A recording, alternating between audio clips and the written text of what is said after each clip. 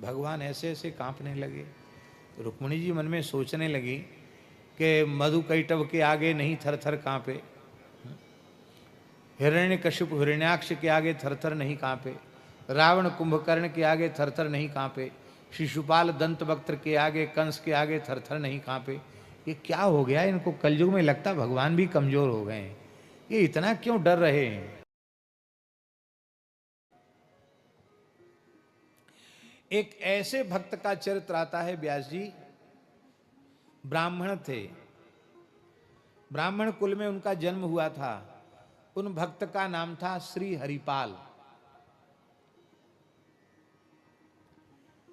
और भगवत कृपा से वे बड़े संपत्तिशाली थे, श्रीमंत थे, धनाढ्य थे। पर भगवान की विशेष भक्ति थी उनके मन में। संसार से, शरीर से पूर्ण वैराग्य था। विवाह नहीं करना चाहते थे। लेकिन एक विप्र कन्या ने, वो भी बड़ी भक्तिमती थी, उस विप्र कन्या ने प्रतिज्ञा की कि जो 1000 साधु ब्राह्मण को रोज जिमाएगा मैं उससे विवाह करूंगी, और नहीं तो ब्याह ही नहीं करूंगी, ऐसे ही भजन करूंगी। जब हरपाल जी के कान में बात पहुंची तो हरपाल जी के मन में आया, भैया ऐसी कन्या मिले तब तो विवाह किया जा सकता है, क्योंकि वो उसकी प्रतिज्ञा है कि जो 1000 साधु ब्राह्मण रोज जिमावे उससे मैं विवाह करूंगी। तो उन्होंने स्वीकार कर लिया विवाह का प्रस्ताव। वैदिक पद्धति से विवाह हो गया। अब घर में ठाकुर सेवा, संत सेवा, ब्राह्मणों की सेवा, गौ माता की सेवा। अब सेवा के काम में ऐसे तल्लीन हो गए हरपाल जी कि अब कमाते तो कुछ नहीं, खाली खर्च ही खर्च करते। अरे कोई खर्च ही खर्च करे, कमावे कुछ नहीं तो कुबेर का खजाना भी खाली हो जाएगा। उनके पास जितनी संपत्ति थी सब साधु ब्राह्मण की सेवा में, उत्सव महोत्सव में व्यय हो गई। कुछ नहीं रहेगा उनके पास। जमीन जायदाद थी उसको बेचना शुरू किया, उसको बेच बेच के खिलाने लगे। क्यों? उनको फुर्सत ही नहीं थी धन कमाने की। अब जब वो भी नहीं रहा, तब हरपाल जी ने फिर लोगों से उधार लेकर सेवा करना शुरू किया। भैया दे दो, हम फिर समय आएगा तो हम चुका देंगे आपका। तो बड़े आदमी थे, बड़े आदमी की बाजार में साख होती है, तो लोग सोचते हैं कि ये जरूर कहीं न कहीं गाड़ के इन्होंने कोई खजाना रखा होगा, अभी बेचते चले जा रहे हैं, जब चाहेंगे 1 मिनट में सबका चुका देंगे। ऐसा लोग मन में सोचते थे। इसलिए लोग उनको, बड़े आदमी थे, बड़ी साख थी उनकी, तो उधार दे देते। लेकिन जब उधार चुकाने का अवसर है तो उधार चुकाने की शक्ति ही नहीं थी। तब लोग समझ गए कि तो उधार तो ले लेते हैं पर देने का तो नाम तक नहीं लेते हैं। तब लोगों ने उधार देना भी बंद कर दिया। पर इन्होंने गौ ब्राह्मण संतों की सेवा बंद नहीं की, वो सेवा करते चले गए। जहां व्यास जी पक्षियों को चुग्गा डालने लग जाओ, धीरे धीरे हजारों पक्षी आने लग जाते हैं।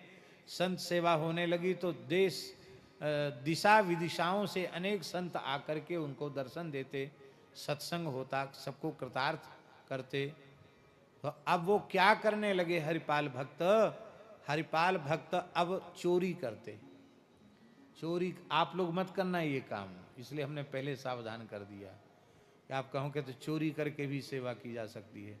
पहले हरिपाल जी जैसे अपना सर्वस्व लुटाओ, बाद में सोचना ये बात। अब पहले ही सोच लोगे तो गड़बड़ हो जाएगी। ये अति भक्ति का चरित्र है। तो चोरी क्या करते महाराज जी? सोना चांदी नहीं चुराते। वो घरों में जाते तो घी, बूरा, गुड़, आटा, दाल, चावल, ये जो राशन सामग्री, इसी को उठा लाते और उसी के घर से लाते। जो कमाता तो खूब, साधुओं की, ब्राह्मणों की सेवा नहीं करता, उसी के घर जाते, सबके घर नहीं जाते। जो भक्त है, धर्मनिष्ठ है, सेवा करता, उसको क्या लेना। एक वैश्य के यहां हरपाल जी पहुंच गए चोरी करने। वो वैश्य भगवान का बड़ा भक्त था। उसके घर में घुसे और आटा, दाल, चावल, घी, बूरा सब अलग अलग रख लिया, उन्होंने बांध लिया चादर में अपनी में, और बांध करके वहां जाने वाले थे। तब तक वो वैश्य की लड़की जग गई। उसने धीरे से अपने पिताजी से कहा, पिताजी लगता है घर में कोई चोर घुसा है, हल्ला मचाओ, लगता है घर में कोई चोरी कर रहा है, वो सब सामान उठा रहा है। तो उस वैश्य ने क्या कहा धीरे से, अरे बेटी चुप हो जा, सो जा, हम तो इसीलिए रोज अपने दरवाजे पर कुंडी भी नहीं लगाते कि कभी महान संत सेवा प्रेमी, साधु सेवा में प्रेम करने वाले भक्त राज हरपाल जी की चरणरज हमारे घर में पड़ जाए। ये चोर नहीं है, ये तो इस नगर के गांव के महान संत श्री हरिपाल विप्र हैं, जो हमारे अन्न चून को साधु सेवा में लगाएंगे। साधु में कहावत है कि जिसका चून उसका पून, साधु को पाप न पून, न पाप न पुण्य, जिसका चून उसका पुण्य।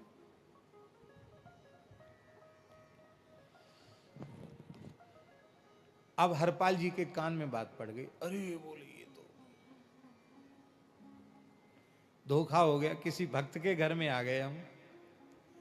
तो अपने गांठ का पिछौरा भी वहीं छोड़ के चले आए।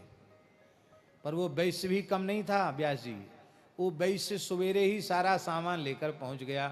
बोले महाराज मेरे मन में बहुत दिन से मनोरथ था कि आपके यहाँ कुछ अन्न चून सेवा में लग जाए, आपका वस्त्र भी है, ये भी है, और कुछ अधिक ले जाकर उसने समर्पित किया। ऐसे सेवा करते थे।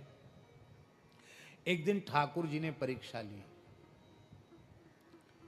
जैसे ब्रह्मचारी जी के समाज साथ बड़ी जमात है, ऐसे ही कोई विशिष्ट महापुरुष आए, उनके साथ संतों की बहुत भारी जमात थी।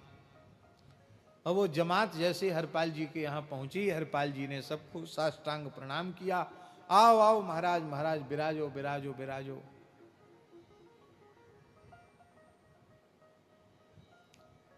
पत्नी से कहा कि कुछ है घर में, साधुओं के प्रसाद की व्यवस्था, भिक्षा की व्यवस्था।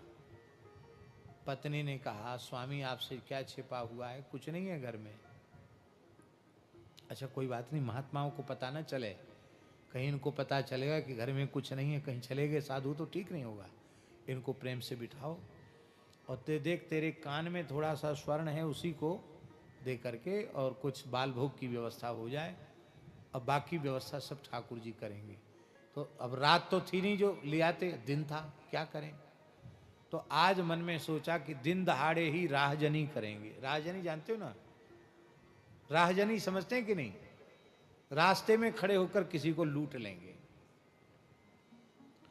तो हरपाल जी निरंतर भगवान नाम का जप करते हुए बड़े बड़े तिलक धारण करते थे, तुलसी माला, और वो लठ पर अपनी ठोड़ी टिका के खड़े हो गए।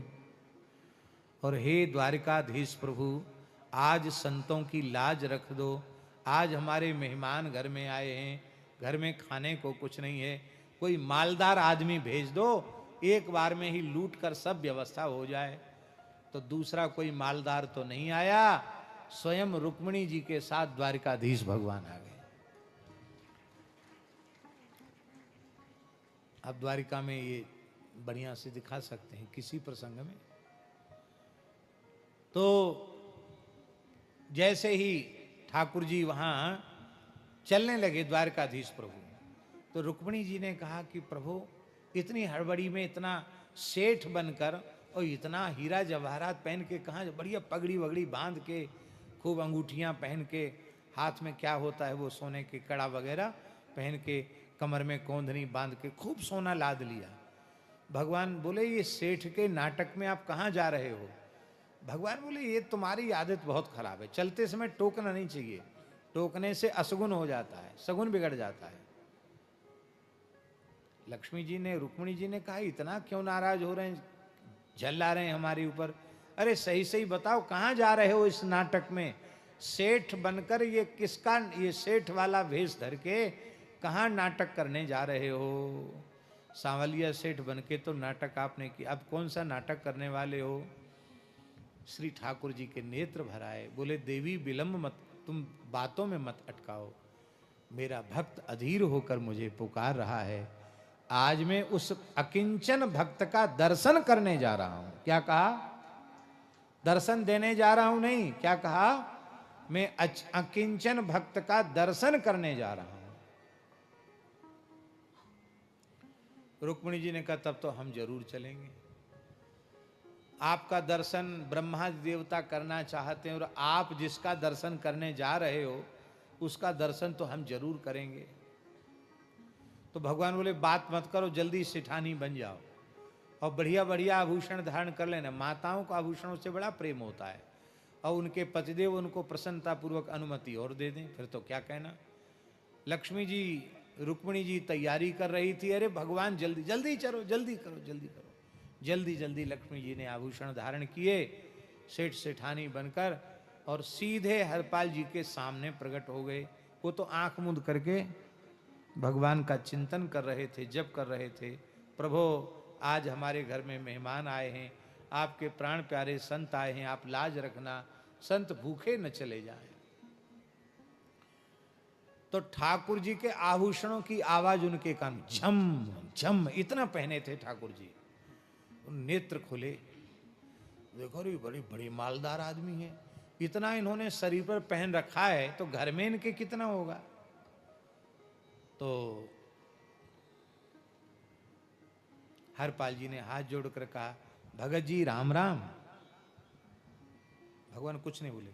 अरे भगत जी आपने सुना नहीं, जय श्री कृष्ण, जय द्वारिकाधीश। इतना सुनते ही तो ठाकुर जी तो नाटक करने गए, क्रोध में तिलमिला गए।